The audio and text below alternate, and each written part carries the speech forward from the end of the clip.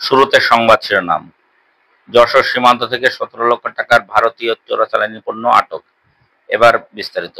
যশোর সীমান্তে অভিযান চালিয়ে মাদকদ্রব্য এবং অন্যান্য চোরাচালানি মালামাল আটক করেছে বিজিবির সদস্যরা।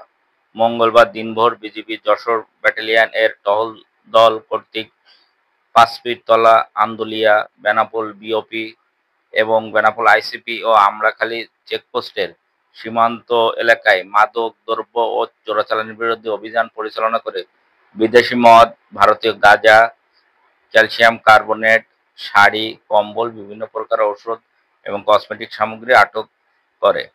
আটককৃত মালামালের মূল্য ১৭,২৩,৫৪০ টাকা বলে জানায় বিজিবির সদস্যরা।